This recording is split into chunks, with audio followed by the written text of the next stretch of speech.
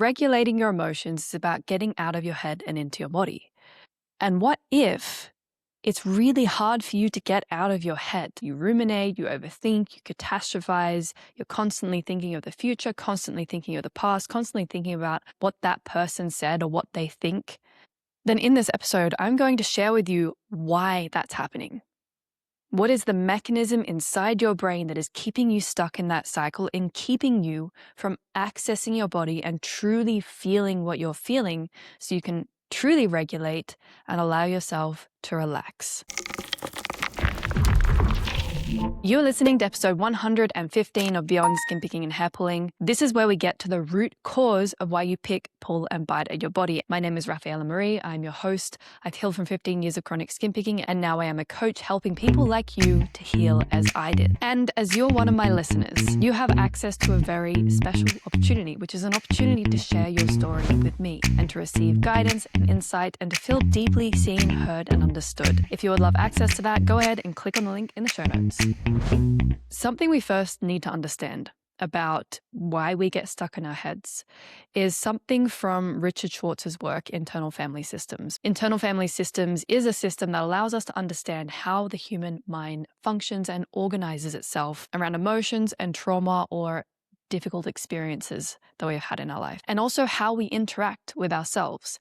This is not just theory. This is how we have learned. It's fact. It's how we have learned our mind functions. And what Richard Schwartz found is that we have parts of us that are trying to protect us from things that hurt us in the past.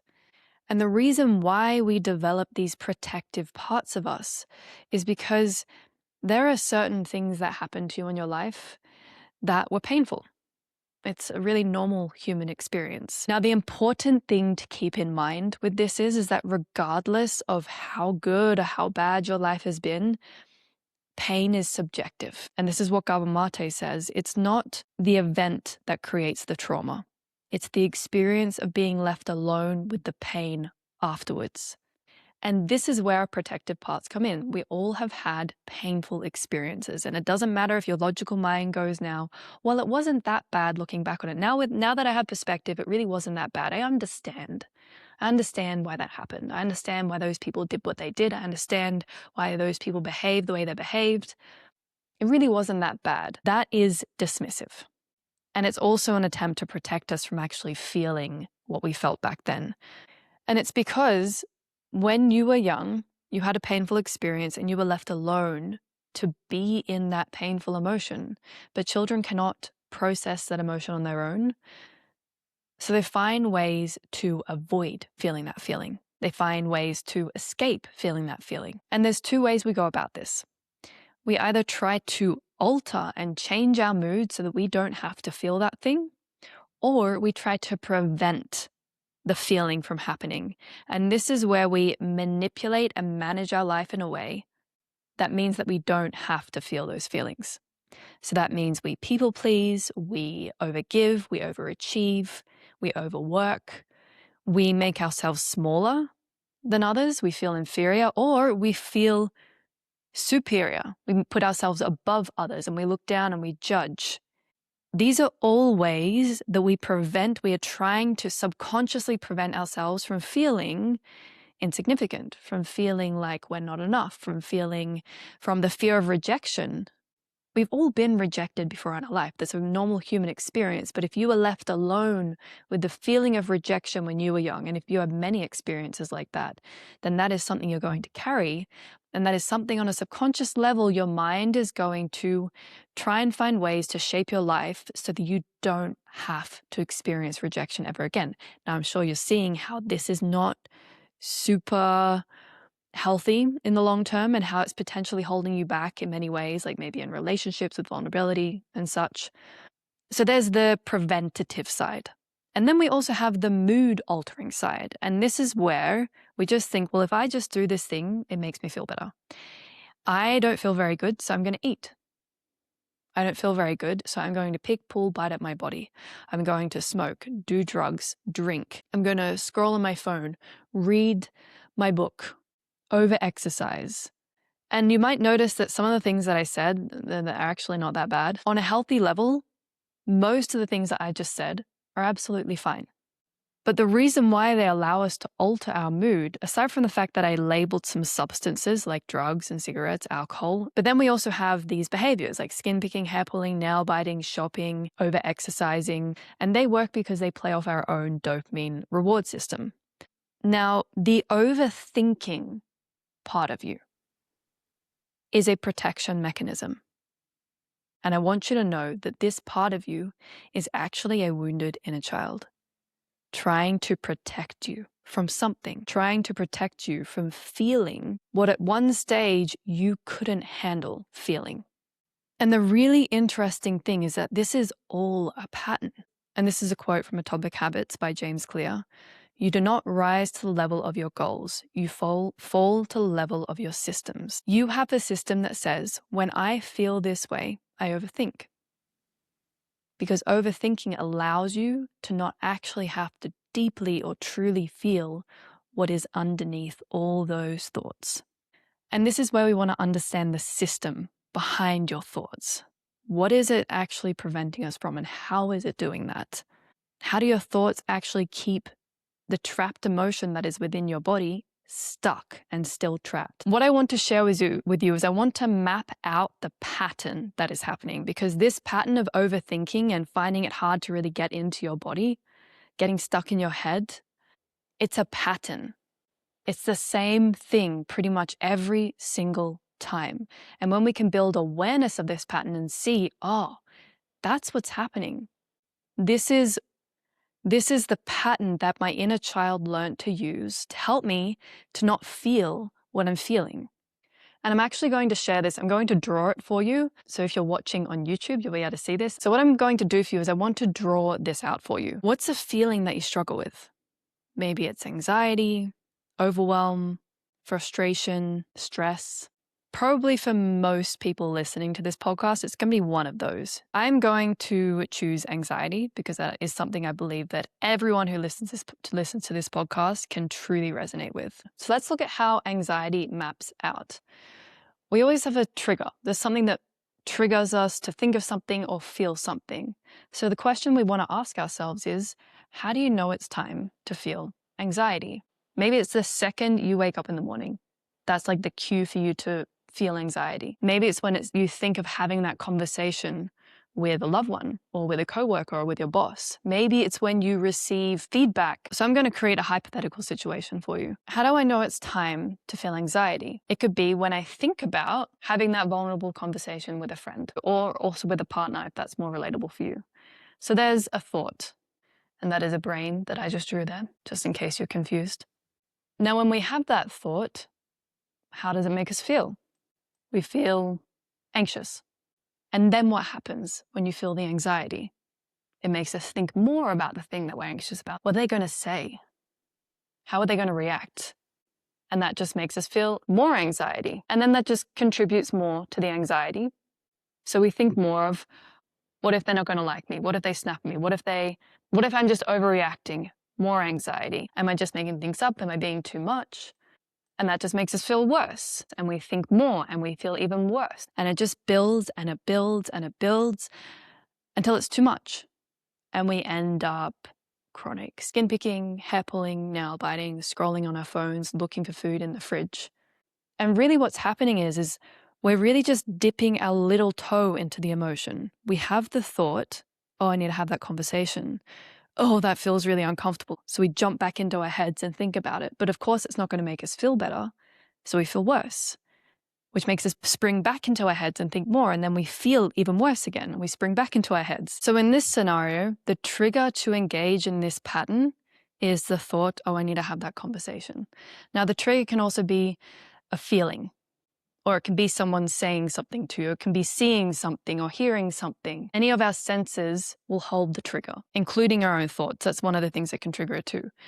But then that's going to trigger a feeling, which is going to trigger more thought and more feeling. And that's the process of this pattern. Because for every pattern, there is always a start and a finish. And in between, there's a process. There's the steps to that pattern.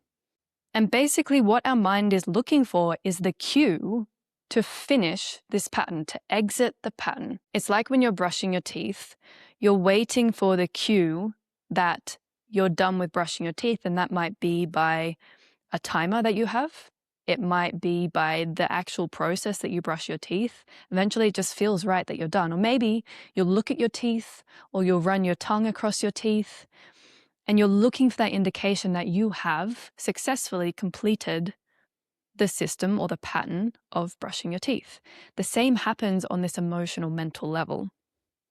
Our system is looking for the cue, the indication that, oh, I'm done with this system now. And that's going to be when you reach a big enough state of dysregulation or overwhelm, or that crappy feeling. Basically, your system is going, I don't feel shit enough yet, so we're going to think about this more.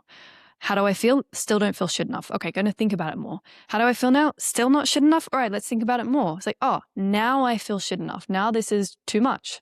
So let's exit into the next thing, which is usually a mood altering or a numbing behavior, like skin picking or hair pulling or nail biting. So what does it mean to get out of our heads and into our body then? What does that do for us?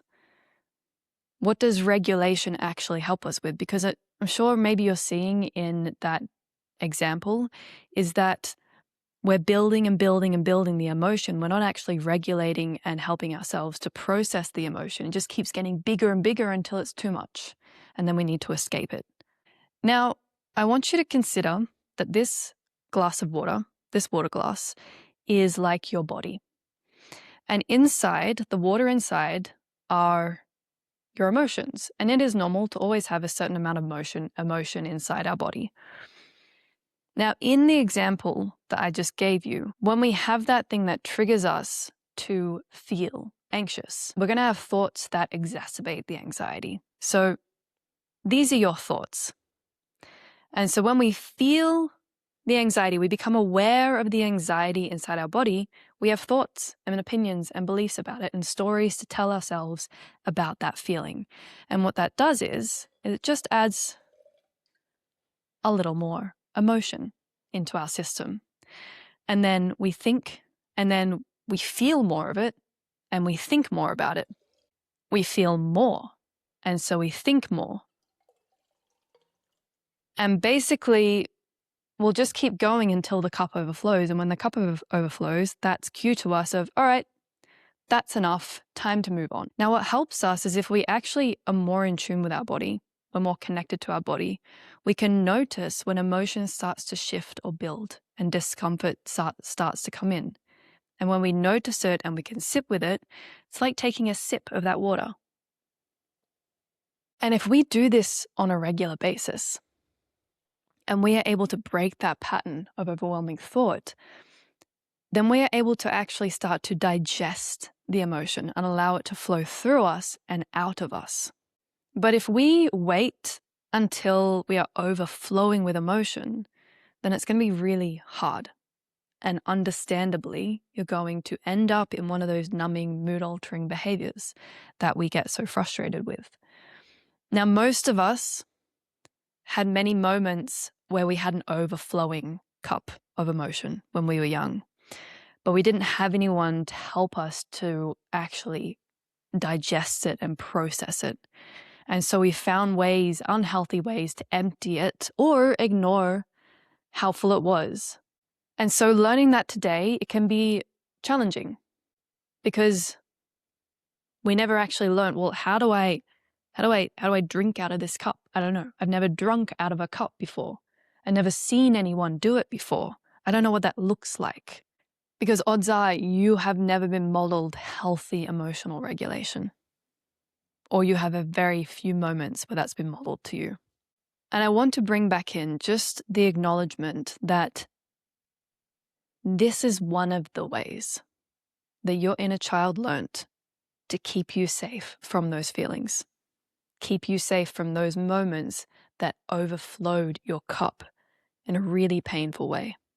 And as a child, you had to find some kind of solution. You couldn't find a healthy solution because your healthy solution was to find an adult that could actually be with you and see you and hear you and help you process. But if you didn't have access to that, then you can't do it healthily. And you find an unhealthy way to do it. But it's better than nothing. The reason why I'm sharing that with you is just to bring a bit of perspective into what's happening inside your mind, because we can get so judgmental and frustrated with ourselves. And I am guilty of this too. I am not a guru. I get stuck in my head and I get frustrated and I allow my thoughts to overflow my cup. But I wonder if you're noticing a little bit of understanding for this part of you that overthinks. A little bit of softening, maybe even some compassion, or some love, or just a little bit of letting go.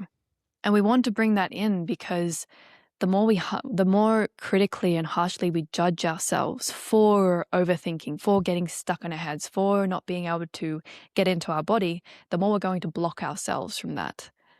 Because that judgment just adds to the overflowing cup, which adds to the need for your inner child to help you avoid feeling what's there. So how do you bring yourself into your body? I've actually shared this a few times on this podcast. The first thing is simply to become aware that you are inside a protective pattern, that your inner child feels like it can't handle the emotion that is underneath the thoughts that you're having. You as an adult now, you can handle it. You have the system, you have the brain development and the nervous system to handle those emotions. Your inner child maybe doesn't know that. So just become aware, notice this pattern. Awareness is key. We can't work with anything that we're not aware of, that we don't see. And then when you're aware, when you notice, oh, I'm going into that looping pattern. I'm looping between dipping my little pinky toe into an emotion and then flying back up into my head. This is the pattern that's happening. Oh, right, it's my inner child trying to protect me. Okay, interesting. And then from there, we can notice, well, how am I feeling right now? And where do I notice that inside my body?